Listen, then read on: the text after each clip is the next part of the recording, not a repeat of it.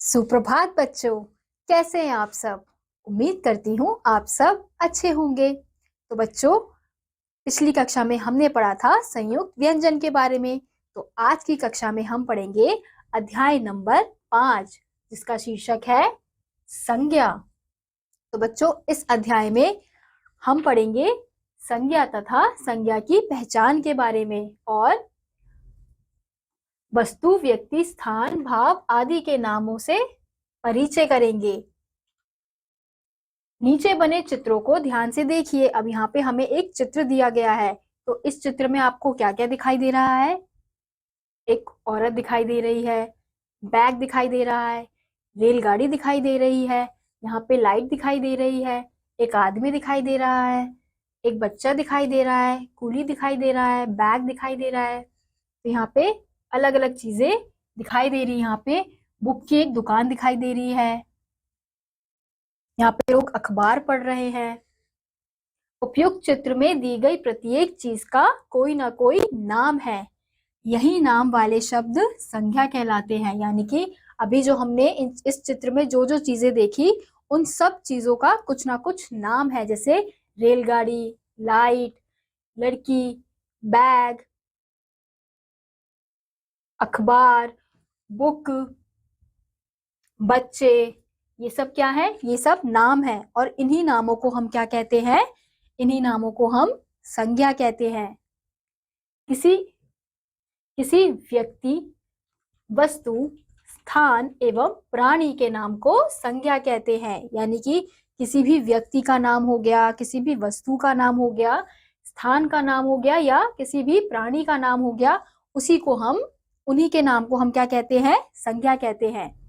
आइए नाम वाले शब्दों को समझें। पहले हम पढ़ेंगे व्यक्तियों के नाम। तो यहाँ पे हमें इसका नाम दिया है भगत सिंह, दूसरा सचिन तेंदुलकर, तीसरा मीराबाई। तो ये किसके नाम है? ये है व्यक्तियों के नाम। अब अगला है जीव जंतुओं के नाम, जिसमें क्या दिया है? खरगोश, बतख और घोड़ा। ऐसे ही अगला है वस्तुओं के नाम, जिसमें क्या दिया है? तौलिया, चारपाई और पुस्तक। अब अगला है स्थानों के नाम, हिमालय, चिड़ियाघर और विद्यालय।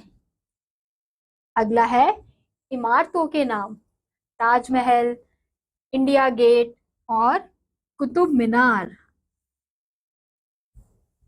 अगला है भावों के नाम, बचपन, हंसना और बुढ़ापा। तो हमने यहाँ पे देखा कि किस प्रकार से अलग अलग व्यक्ति, वस्तु, स्थान, जीव जंतु, इन सब के कुछ ना कुछ नाम यहाँ पे दिए गए हैं। तो इन्हीं को हम क्या कहते हैं?